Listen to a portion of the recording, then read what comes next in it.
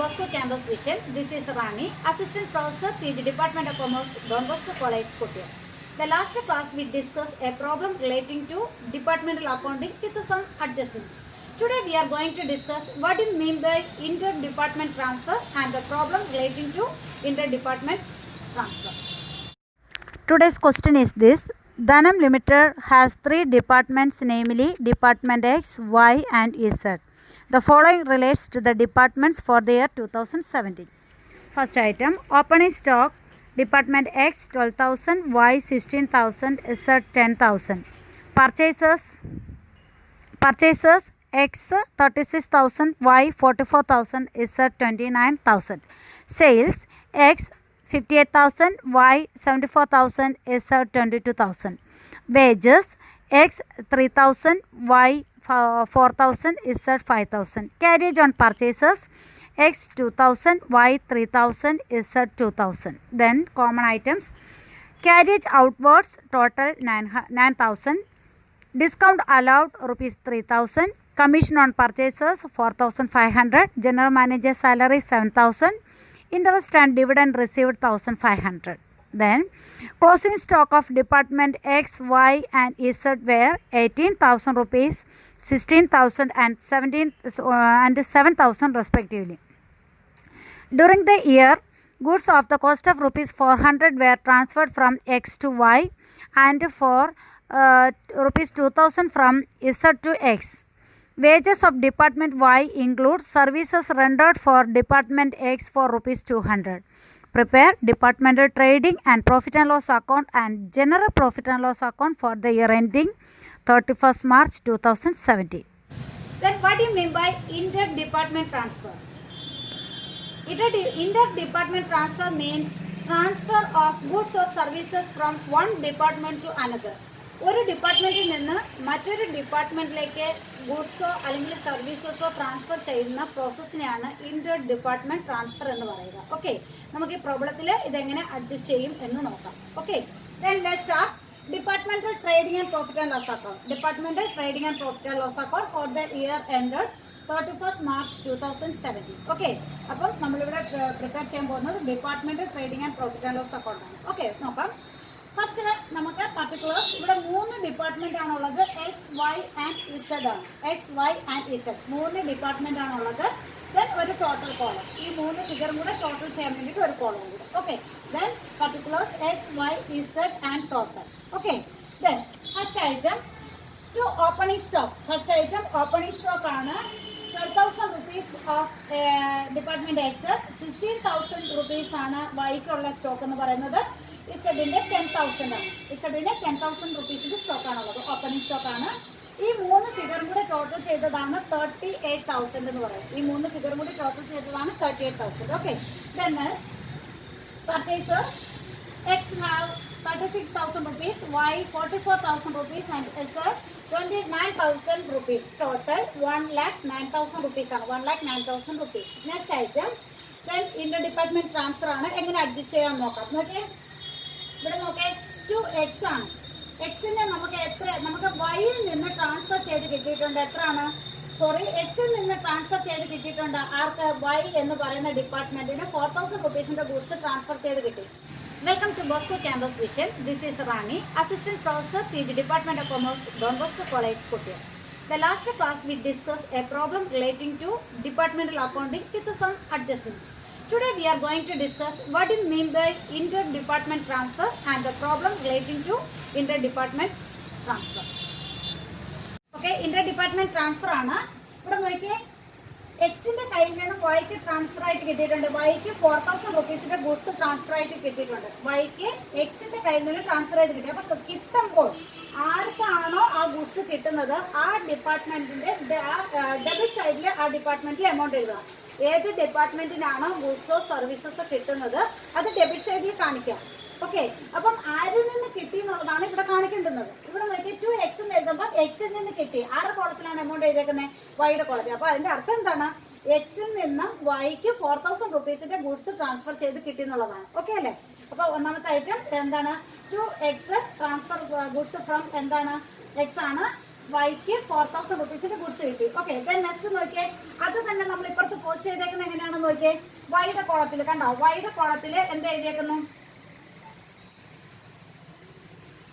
To Y എന്ന് എഴുതിയതിന് ശേഷം transfer എഴുതിയിട്ട് എക്സിന്റെ കോളത്തിൽ 4000 റുപ്പീസ്. അപ്പം എക്സിന്റെ കോളത്തിൽ അല്ലെങ്കിൽ എക്സ് എന്ന് പറയുന്ന ഡിപ്പാർട്ട്മെന്റിൽ എത്ര രൂപയുടെ സ്റ്റോക്ക് കുറയണം, 4000 റുപ്പീസിന്റെ സ്റ്റോക്ക് കുറയണം. കാരണം എന്താണ്, ആ എക്സ് എന്ന് പറയുന്ന ഡിപ്പാർട്ട്മെന്റിൽ നിന്നും 4000 റുപ്പീസിന്റെ ഗുഡ്സ് ആർക്ക് ട്രാൻസ്ഫർ ചെയ്ത് കൊടുത്തു, വൈക്ക് ട്രാൻസ്ഫർ ചെയ്ത് കൊടുത്തു. അപ്പം എക്സിന്റെ കോളത്തിൽ അത് കുറയണം, ആ ഗുഡ്സ് ആർക്ക് കിട്ടിയതായിട്ട് കാണിക്കണം, വൈക്ക് കിട്ടിയതായിട്ട് കാണിക്കണം. കുറയുകയാണെങ്കിൽ ആ ഏത് ഡിപ്പാർട്ട്മെന്റ് ആണോ ഗുഡ്സ് ട്രാൻസ്ഫർ ചെയ്യുന്നത് അല്ലെങ്കിൽ ഏത് ഡിപ്പാർട്ട്മെന്റ് ആണോ സർവീസ് ട്രാൻസ്ഫർ ചെയ്യുന്നത്, ആ ട്രാൻസ്ഫർ ചെയ്യുന്ന ഡിപ്പാർട്ട്മെന്റിന്റെ ക്രെഡിറ്റിലായിരിക്കും നമ്മൾ ഫിഗർ എഴുതുക. ഓക്കെ, ഇപ്പം എക്സിന് അത്രയും ഫിഗർ കുറയണം. അപ്പോൾ 4000 റുപ്പീസ് ആർക്ക് ട്രാൻസ്ഫർ ചെയ്തതായിട്ട്, വൈക്ക് ട്രാൻസ്ഫർ ചെയ്തത്. അതുകൊണ്ട് തന്നെ ബൈ വൈ എന്ന് എഴുതിയിട്ട് എക്സിന്റെ കോളത്തിൽ 4000 നമ്മൾ കുറഞ്ഞതായിട്ട് കാണിക്കാം. ഓക്കെ, നോക്കിയാൽ നെക്സ്റ്റ് ഐറ്റം നോക്കിയേ, ഇസഡ് ആണ്, സെയിം ഐറ്റം തന്നെയാണ്, ട്രാൻസ്ഫർ ആണ്, ഗുഡ്സ് ട്രാൻസ്ഫർ ആണ്. ഇവിടെ നമുക്ക് ഇസഡ് എന്ന് പറയുന്ന ഡിപ്പാർട്ട്മെന്റിൽ നിന്നും ഗുഡ്സ് ട്രാൻസ്ഫർ ചെയ്ത് ആർക്ക് കിട്ടി, എക്സിന് കിട്ടി. മനസ്സിലാവുന്നുണ്ടോ?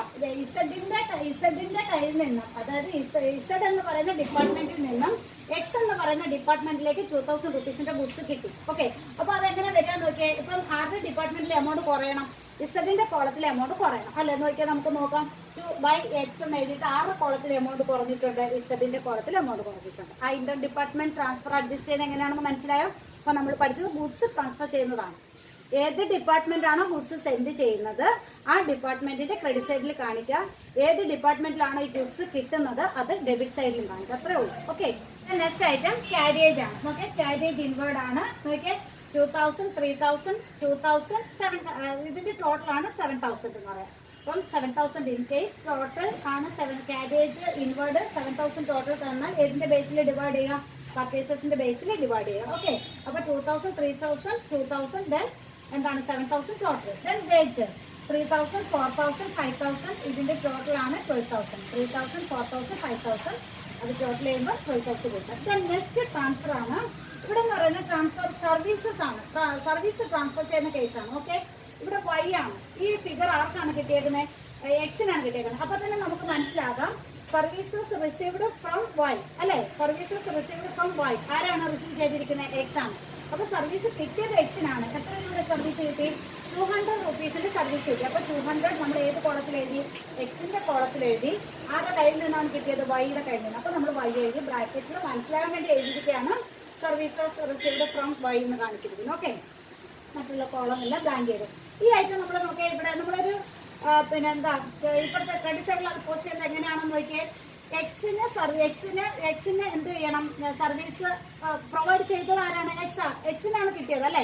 അപ്പൊ ആരാണ് ഈ സർവീസ് പ്രൊവൈഡ് ചെയ്തത്, വൈ ആണ്. അപ്പൊ ഇവിടെ നമ്മൾ എന്ത് ചെയ്യുക, വൈയുടെ കോളത്തിൽ അത്ര എമൗണ്ട് കുറയണം. അപ്പം ആരുടെ പേരാണ് കാണിക്കുക, ടു ബൈ എക്സ് എന്ന് എഴുതിയതിന് ശേഷം പ്രൊവൈഡ് ചെയ്ത കമ്പനിയുടെ അല്ലെങ്കിൽ പ്രൊവൈഡ് ചെയ്ത ഡിപ്പാർട്ട്മെന്റിന്റെ കോളത്തിൽ 200 കാണിക്കുക. റിസീവ് ചെയ്യുമ്പോൾ ഡെബിറ്റ് സൈഡിലും പ്രൊവൈഡ് ചെയ്യുന്നത് ആരാണ് അല്ലെങ്കിൽ പേ ചെയ്യുന്ന ആരാണോ അവരുടെ ക്രെഡിറ്റ് സൈഡിലായിരിക്കണം കാണിക്കേണ്ടത്. ഓക്കെ അല്ലേ. ദെൻ നെക്സ്റ്റ് ഓക്കെ, നമ്മുടെ ക്ലോസിംഗ് സ്റ്റോക്ക് ആണ്. നമ്മുടെ ക്വസ്റ്റ്യനിൽ ഡയറക്റ്റ് തന്നിട്ടുണ്ട് 18,000 for X, 16,000 for Y, 7,000 for Z, total 41,000. Okay, then account balance ചെയ്യാണ്. അക്കൗണ്ട് ബാലൻസ് ചെയ്യുമ്പോൾ എക്സ് വൈ ഇസഡ് ആണ്. ആദ്യം എക്സിന്റെ കോളം മാത്രം നമ്മൾ എടുക്കുന്നു, ടോട്ടൽ ചെയ്തു. ക്രെഡിറ്റ് സൈഡാണ് കൂടുതൽ, 80,000 റുപ്പീസ് ആണ്. അത് നമ്മൾ ടു സൈഡിൽ എഴുതി 80,000. അക്കൗണ്ട് ബാലൻസ് ചെയ്തപ്പോൾ 24,800 റുപ്പീസ് കിട്ടും. 24,800 റുപ്പീസ് എന്ന് പറയുന്നത് എന്താണ്, ഗ്രോസ് പ്രോഫിറ്റ് ആണ്. ഓക്കെ, അത് okay. Department Y total 90,200 credit balance ആണ്. 90,200 ക്രെഡിറ്റ് ബാലൻസ് മീൻസ് ക്രെഡിറ്റ് സൈഡാണ് ടോട്ടൽ കൂടുതൽ എന്ന് പറയുന്നത്. അത് നമ്മൾ ടു സൈഡിൽ എഴുതി 90,200 ആണ്. അക്കൗണ്ട് ബാലൻസ് ചെയ്തപ്പോൾ 19,200 റുപ്പീസ് ആണ് balance. This is the gross profit. Okay, അപ്പം department X and Y have gross profit. Then അടുത്ത നോക്കിയേ, ഇസഡ് നോക്കിയേ. ഇസഡിനെ സംബന്ധിച്ചിടത്തോളം ഡെബിറ്റ് ബാലൻസ് ആണ്, ഡെബിറ്റ് സൈഡാണ് ടോട്ടൽ 46,000 ആണ്. നമ്മൾ ഈ സൈഡ് ടോട്ടൽ ചെയ്തപ്പോൾ 46,000 ആണ്. അത് ടു സൈഡിൽ എഴുതി. ഡിഫറൻസ് നോക്കിയാൽ ഗ്രോസ് ലോസ് ആണ് 15,000 റുപ്പീസ്. ആരെ സംബന്ധിച്ചിടത്തോളം, ഇസഡിനെ സംബന്ധിച്ചിടത്തോളം ഗ്രോസ് ലോസ് ആണ്. ആ ടോട്ടലാണ് നമ്മൾ അവിടെ എഴുതിയേക്കുന്നത്. ഈ രണ്ട് ടോട്ടലുമാണ് നമ്മളിവിടെ ടോട്ടലായിട്ട് എഴുതിയേക്കുന്നത് ടോട്ടൽ ഭാഗത്തിൽ. ഓക്കെ, അപ്പം നമ്മൾ എന്ത് കഴിഞ്ഞു, ഓൾറെഡി ട്രേഡിംഗ് അക്കൗണ്ട് കഴിഞ്ഞു. ഇവിടെ സ്ഥലമില്ലാത്തത് കൊണ്ടാണ് ഇതിൻ്റെയൊക്കെ. Then second part profit and loss account ആണ്. Department profit and loss account ആണ്. ഫസ്റ്റ് ഐറ്റം നമ്മൾ ഗ്രോസ് പ്രോഫിറ്റ് ബ്രോ ഡൗൺ ചെയ്തു. By gross profit brought down X 24,800, Y 19,200, total 44,000. Then gross loss ഇസഡിനെ സംബന്ധിച്ചിടത്തോളം ഗ്രോസ് ലോസ് ആയിരുന്നു 15,000 rupees ആയിരുന്നു gross loss ആയിരുന്നു. Okay. Then next item to carriage. Carriage on എന്താണ്, carriage outward ആണ്, carriage outwards ആണ്. Okay, carriage outwards ആയിരുന്നു നമ്മുടെ ടോട്ടൽ തന്നിരിക്കുന്ന 9,000 rupees ആയിരുന്നു. ടോട്ടൽ 9,000 ആയിരുന്നു. അപ്പോൾ carriage outward discount allowed these items are apportioned on the basis of sales. These items are apportioned on the basis of sales ആണ്. അപ്പോൾ ക്യാരേജ് ഔട്ട്വേർഡ് സെയിൽസിന്റെ ബേസിലാണ് ഇത് നമ്മൾ അപ്പോർഷൻ ചെയ്തിരിക്കുന്നത്. 9,000 rupeesന് സെയിൽസിന്റെ ബേസിൽ അപ്പോർഷൻ ചെയ്യുമ്പോൾ 3,390 for X, 4,325 for Y, 1,285 for Z. Okay. Then next item discount allowed ആണ്. Total 3,000 rupees ആണ്. Discount allowed total 3,000 rupees. It must be apportioned on the basis of sales. Okay. 1,130, 1,442 for Y, 428 for Z. Okay. Then next item എന്താണ്, commission ആണ്. Commission on purchases ആണ്. Commission on purchases total 4,500 ആണ്. ഏതിന്റെ ബേസിൽ divide ചെയ്യുക? On the basis of purchases. Okay, purchases of each department ആണ്. ഓരോ ഡിപ്പാർട്ട്മെന്റിന്റെ പർച്ചേസസിന്റെ ബേസിൽ അത് ഡിവൈഡ് ചെയ്യുക. ഓക്കെ.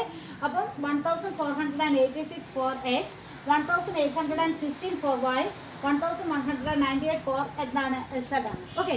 ദെൻ നമ്മൾ ഐറ്റംസ് എല്ലാം എഴുതി കഴിഞ്ഞു. ഇനി നെക്സ്റ്റ് എന്താണ്, അക്കൗണ്ട് ബാലൻസിങ് പ്രോസസ്സാണ്. നമ്മൾ ഓരോ ഐറ്റം നമ്മൾ ബാലൻസ് ചെയ്യാൻ പോകണം. സപ്പോസ് ആദ്യം നമ്മൾ ഡിപ്പാർട്ട്മെന്റ് എക്സ് എടുക്കുന്നു. ഡിപ്പാർട്ട്മെന്റിന്റെ എക്സ് എടുത്തിട്ട് അതിന്റെ ഡെബിറ്റും ക്രെഡിറ്റും ടോട്ടൽ ചെയ്ത് ഇവിടെ ക്രെഡിറ്റ് ബാലൻസ് ആണ് 26,286 ആണ്. 26,286 ആണ് ഹയസ്റ്റ് എന്തെന്ന് പറയുക, ടോട്ടൽ ഹയർ എമൗണ്ട് എന്ന് പറയുന്നത്. അത് 2 സൈഡിൽ എഴുതി. അപ്പം ഓപ്പറേറ്റിംഗ് പ്രോഫിറ്റ് എക്സിനെ സംബന്ധിച്ചിടത്തോളം 21,766 rupees. Okay. Then department Y total 21,016 rupees ആണ്. അതാണ് ഹയർ ഫിഗർ. അതുകൊണ്ട് തന്നെ 2 സൈഡിൽ എഴുതി. 15,249 ആണ് ഇതിനെ സംബന്ധിച്ചിടത്തോളം ഡിപ്പാർട്ട്മെന്റ് വൈയെ സംബന്ധിച്ചിടത്തോളം ഓപ്പറേറ്റിംഗ് പ്രോഫിറ്റ് എന്ന് എഴുതുക. ഇസഡിനെ സംബന്ധിച്ചിടത്തോളം ഡെബിറ്റ് സൈഡ് ആണ്. ടോട്ടൽ ഡെബിറ്റ് ബാലൻസ് ആണ് 16,730. ഓക്കെ. അപ്പോൾ 2 സൈഡിൽ എഴുതുന്നു. ദെൻ 15,515 ആണ് ഓപ്പറേറ്റിംഗ് ലോസ്. ആർക്കളെ സംബന്ധിച്ചിടത്തോളം ഡിപ്പാർട്ട്മെന്റ് ഇസഡിനെ സംബന്ധിച്ചിടത്തോളം അതെന്താണ്, ലോസ് ആണ്. ഗ്രോസ്.